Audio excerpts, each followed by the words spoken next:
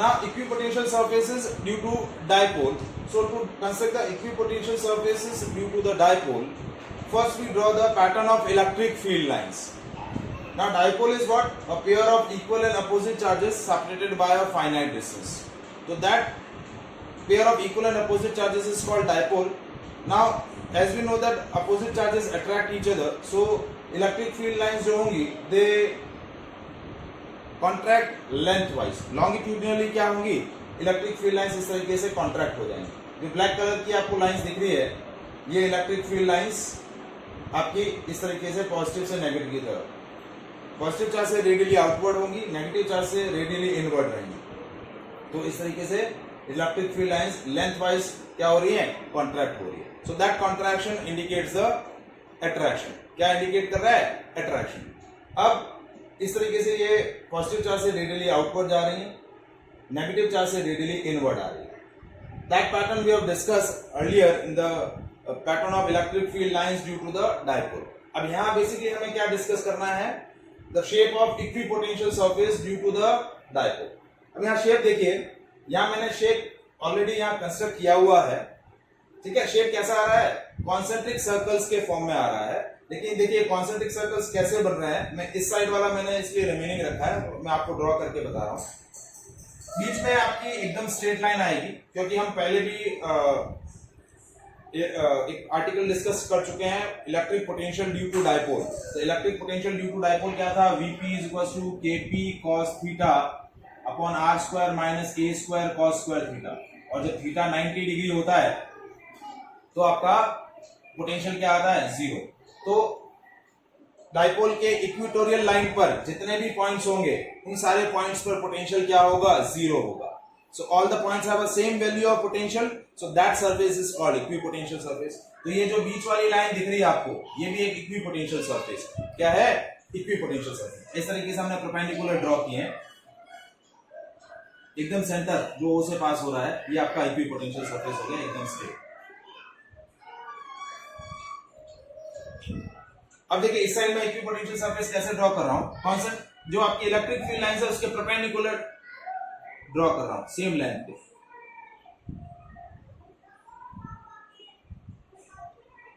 जो भी आपकी लाइन है उस लाइन के कर्व लाइन के ऊपर आपको क्या करना है? परपेंडिकुलर ड्रॉ करना है.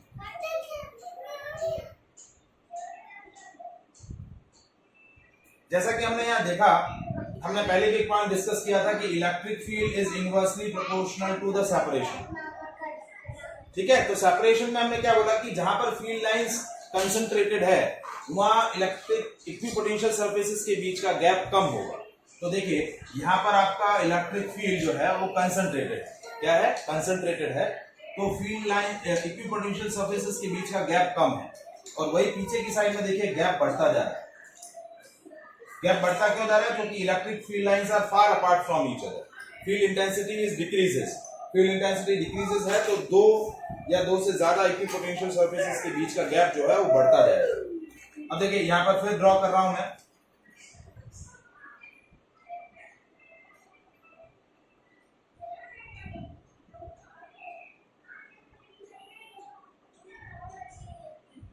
सेम लेंथ का आर्क कट करेंगे. ठीक है, फिर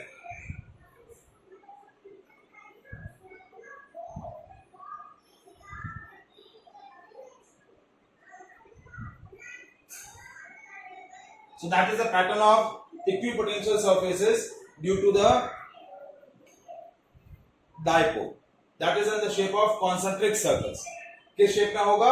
concentric circles के शेप में होगा. आप चाहें तो आप वापस से प्रॉपर्ली कंस्ट्रक्ट करना चाहें तो इस तरीके से मैं ऊपर वाले बोर्ड पे वापस से कंस्ट्रक्ट कर लेता हूं. ठीक है, कैसे कंस्ट्रक्ट करेंगे देखिए कैसा शेप रहेगा.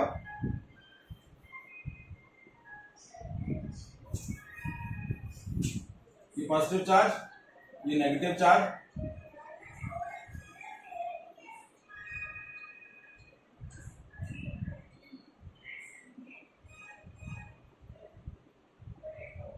यहां फील्ड लाइंस क्लोजर होंगी, पीछे जाते हैं दूर होती जाएगी. So that is a pattern. Similarly यहां पर भी ऐसे ही ड्रॉ करेंगे.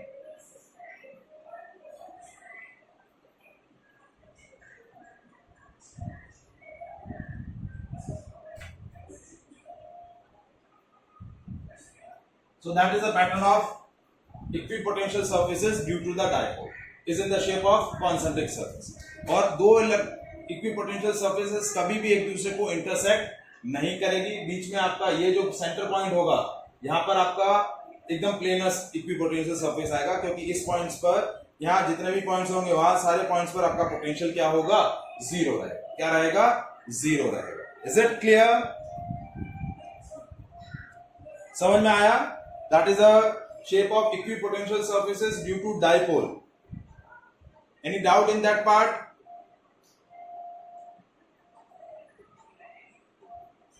Now we are discussing the shape of equipotential surfaces due to pair of two similar charges, pair of two positive charges.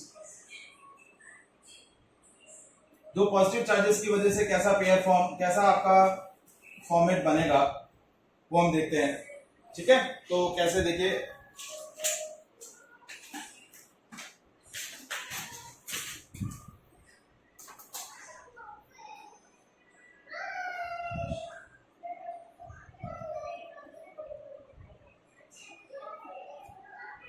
So first we draw the electric field lines pattern due to the two identical positive charges.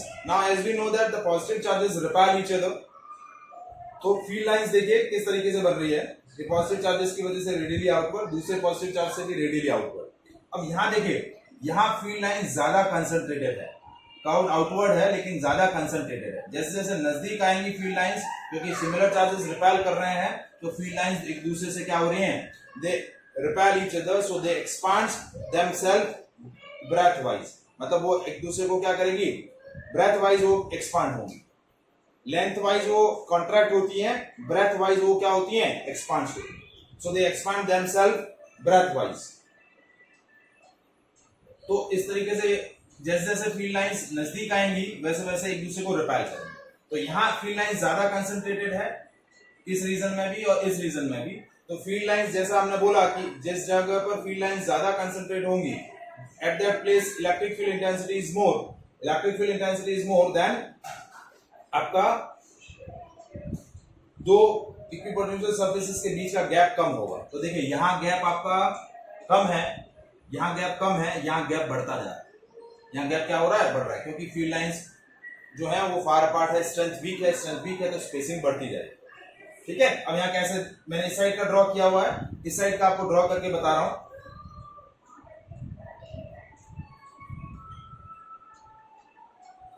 ये perpendicular, ये circle join किए मैंने.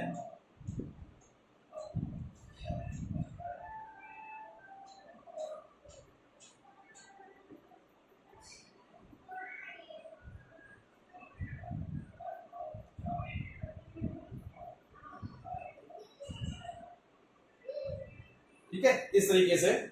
अब यहाँ एक दूसरे को touch कर रहे हैं. इसके बाद यदि आप ड्रॉ करेंगे इक्विपोटेंशियल सरफेसेस, तो इक्विपोटेंशियल सरफेसेस इस तरीके से क्या हो जाएंगी, जॉइंट हो जाएंगी, दोनों के लिए कंबाइंड हो जाएगी. They never intersect. इस तरीके से यहाँ टच होगी, इंटरसेक्ट नहीं करेगी. इसके बाद जो भी बनेगी वो कंप्लीट सर्कल इस तरीके से बन जाएगा. तो पैटर्न कैसे बना देखिए. यहाँ मैं पैटर्न यदि आप प्रॉपर्ली ड्रॉ करूं पूरा पैटर्न, तो पैटर्न कैसा हो रहा है, ये पॉजिटिव चार्ज है और ये पॉजिटिव चार्ज है. ठीक है,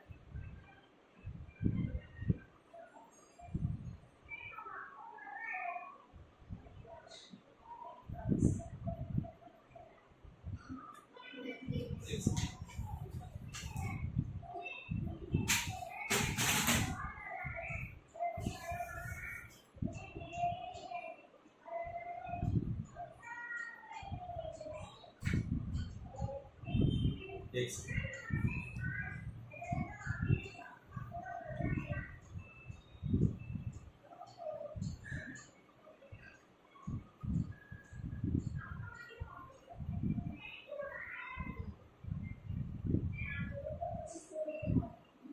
So that is the exact shape of equipotential surfaces due to pair of two positive charges. इस तरीके से ये कंबाइंड इक्विपोटेंशियल सरफेस आ जाएगी दोनों के लिए. So that is the shape of equipotential surfaces. due to a pair of two positive charges. Is it clear? ठीक है, ये पॉजिटिव चार्जेस की वजह से ऐसा आ रहा है। अभी डाइपोल की वजह से मैंने अभी पैटर्न बनाया ही था, वापस से यहाँ ड्रॉ कर लेता हूँ। डाइपोल की वजह से कैसा हुआ है पॉजिटिव, ये नेगेटिव, तो कैसा पैटर्न बन रहा है देखिए।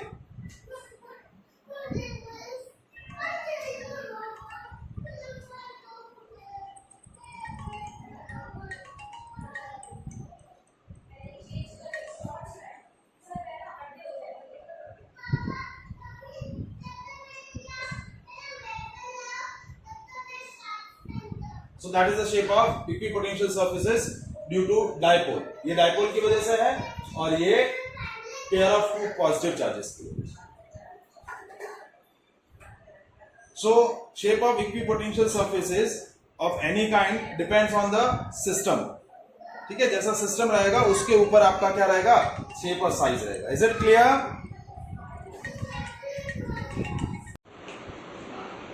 Now these four equipotential surfaces of same voltage 10 volt, 20 volt, 30 volt, 40 volt and making angle 30 degree with the x axis. ठीक है, ये जो गैप वापस से बता रहा हूँ, ये 0 centimetre, then 10 centimetre, 20 centimetre, 30 centimetre and that is 40 centimetre. ठीक है, सो इन दोनों सब के बीच का ये जो गैप है वो कितना हो गया, ये 10 सेंटीमीटर, ये भी 10 सेंटीमीटर। ठीक है, और वोल्टेज का डिफरेंस भी कितना है, 10 centimetre.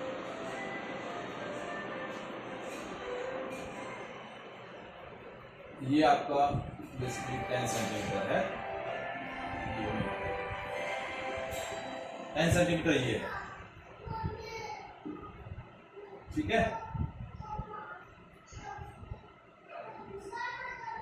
now we draw the electric field lines. As we know that the electric field lines are always perpendicular to the equipotential surface. ये आपकी इलेक्ट्रिक फील्ड, इसके परपेंडिकुलर।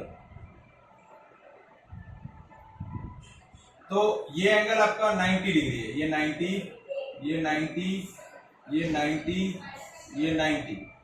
तो आपका इलेक्ट्रिक फील्ड जो होगा, इलेक्ट्रिक फील्ड इज, डायरेक्शन हमारी पता चल गई, that electric field makes an angle 120 degree with positive x-axis. Positive x-axis के साथ वो कितना एंगल बनाएगा, 120 डिग्री, क्योंकि 30 तो x-axis के साथ इक्विपोटेंशियल सरफेसेस बना रही है और इक्विपोटेंशियल सरफेस के परपेंडिकुलर होती है इलेक्ट्रिक फील्ड लाइंस। तो इलेक्ट्रिक फील्ड लाइंस कितना एंगल बनाएंगी, 120 डिग्री। अब आपको क्या कैलकुलेट करना है, मैग्नीट्यूड कैलकुलेट करना है। तो मैग्नीट्यूड कैसे कैलकुलेट करेंगे, अब देखिए आपका इलेक्ट्रिक फील्ड इंक्लाइंड है, तो first we calculate the component of electric field in the direction of position vector. देखिए जो 10 सेंटीमीटर है वो ये है, ठीक है, ये 10 सेंटीमीटर है।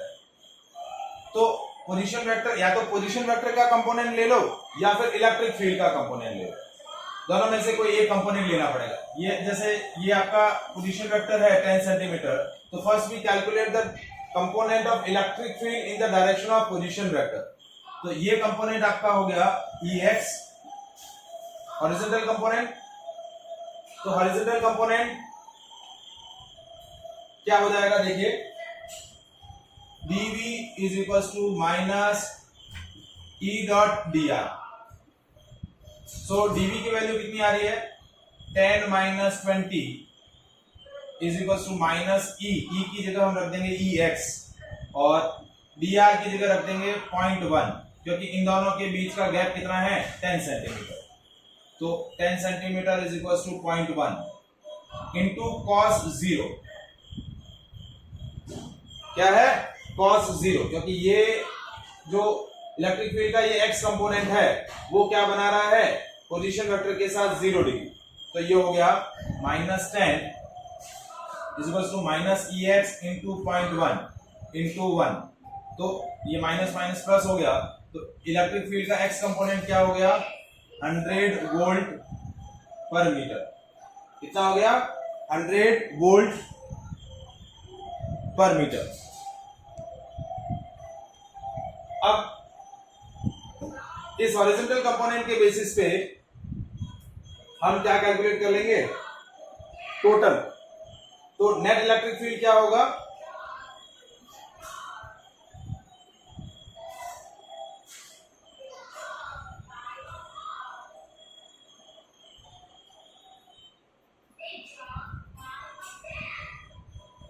नेट इलेक्ट्रिक, ये EX आ गया। इसी तरीके से ये EY कैलकुलेट करेंगे तो वो हो जाएगा E sin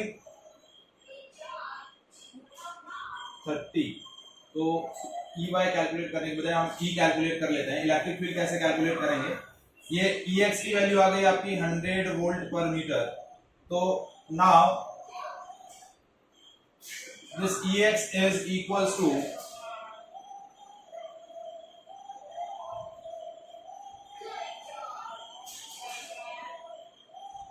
इलेक्ट्रिक फील्ड के साथ ये बना रहा है E cos 60 डिग्री, क्योंकि ये 30 और इसका ये जो कंपोनेंट है ये वाला, ये पूरा इलेक्ट्रिक फील्ड है। तो ये EX है, तो ये कितना हो जाएगा 60। तो EX कितना आया 100 वोल्ट पर metre into E is equal to E into cos 60 की वैल्यू 1/2। तो E की वैल्यू क्या आ जाएगी 2 इंटू 100। तो टोटल फील्ड कितना आ जाएगा 200 वोल्ट पर मीटर। कितना आ जाएगा 200 वोल्ट पर metre. That is the total strength of electric field.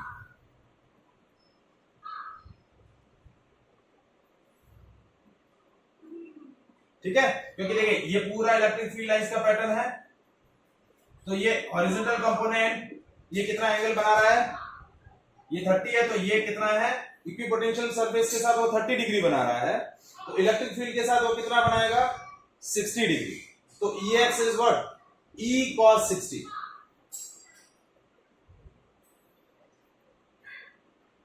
ठीक है, तो EX की जगह रख दिया 100 इंटू 1/2। या तो आप पोजीशन वेक्टर का कंपोनेंट लो या फिर आप क्या ले लो, इलेक्ट्रिक फील्ड का कंपोनेंट ले लो। हमने पोजीशन वेक्टर को उसी डायरेक्शन में रखा। तो पहले हमने इलेक्ट्रिक फील्ड का कंपोनेंट पोजीशन वेक्टर की डायरेक्शन में कैलकुलेट कर लिया और इससे हमने क्या कैलकुलेट कर लिया, आपका इलेक्ट्रिक फील्ड कैलकुलेट कर लिया। Is it clear? आया समझ में क्वेश्चन?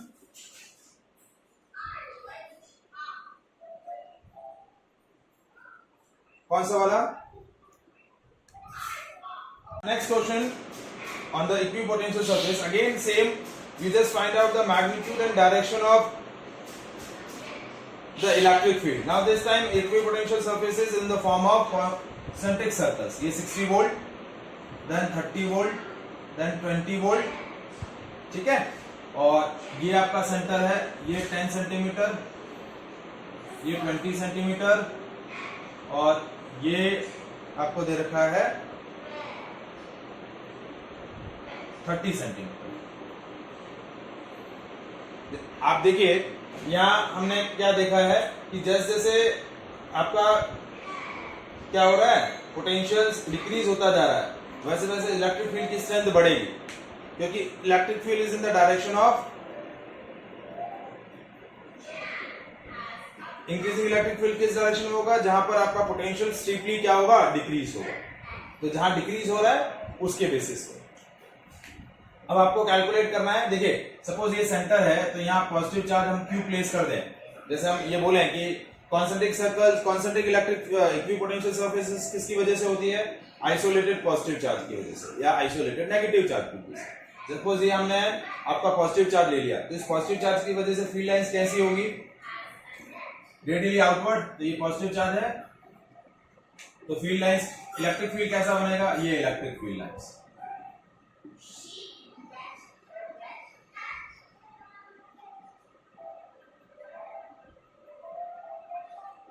इलेक्ट्रिक फील्ड लाइंस कैसी होंगी, इस तरीके से आउटवर्ड। तो ये आपका ये इक्विपोटेंशियल सरफेस और इलेक्ट्रिक फील्ड लाइंस के बीच का आपका क्या बन गया, ये इलेक्ट्रिक फील्ड लाइंस और ये इक्विपोटेंशियल सरफेसेस एक दूसरे के परपेंडिकुलर ड्रॉ हो गए। अब मुझे मैग्नीट्यूड और डायरेक्शन पता करना है। तो डायरेक्शन तो आपको पता चल गई, electric field is radially outward,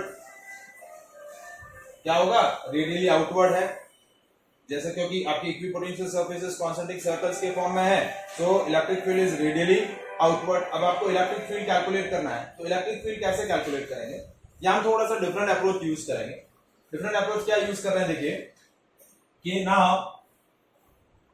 जैसे जैसे आपका गैप बढ़ रहा है वैसे वैसे क्या हो रहा है, पोटेंशियल आपका डिक्रीज होता जा रहा है। तो as you know that the electric potential due to point charge is kq by r, electric potential due to point charge is kq by r। तो हम पोटेंशियल और क्या करें, डिस्टेंस का प्रोडक्ट करें, तो वो क्या होगा, k इंटू क्यू। अब k ऑलरेडी आपका क्या है, कांस्टेंट है, और q आपका क्या है, चार्ज है, उसकी वैल्यू भी फिक्स है, तो वो भी कांस्टेंट होगी। तो v इंटू आर का जो प्रोडक्ट है वो क्या हो गया, कांस्टेंट, और v इंटू आर का ये जो प्रोडक्ट है वो एक कांस्टेंट टर्म हो गई। तो कांस्टेंट टर्म कैसे कैलकुलेट करेंगे, देखिए यदि सपोज ये वाली सरफेस लें, तो ये सरफेस 60 वोल्ट की है, इस सरफेस पे सारे पॉइंट 60 वोल्ट पर है, और उनका सेंटर से गैप कितना है, 10 सेंटीमीटर, यानी 0.1 मीटर। तो 60 इंटू 0.1 तो कितना हो गया, 6 वोल्ट इंटू मीटर। क्या है, 6 volt into metre.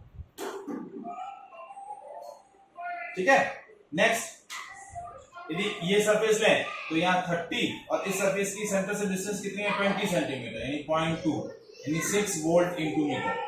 Next point लें तो 20 इंटू 0.3, अगेन 6 वोल्ट पर मीटर, यानी आपका v इंटू आर का जो आपका प्रोडक्ट आ रहा है वो क्या आ रहा है, कांस्टेंट आ रहा है। अब electric field due to point charge क्या होता है, E is equal to kq by r square. क्या होता है, kq बाय r स्क्वायर। तो आपका इलेक्ट्रिक, देखिए kq की वैल्यू फिक्स आ रही है, तो आपका इलेक्ट्रिक फील्ड क्या हो जाएगा, 6 बाय r स्क्वायर। तो that is your value of electric field due to this equipotential surface. Magnitude हो जाएगा 6 by r square, and the direction is radially outward. क्या होगी, radially outward. Is it clear, 6 volt पर metre by r square. Is it clear, किस तरीके से calculate हुआ है। ठीक है, so these variety of questions basically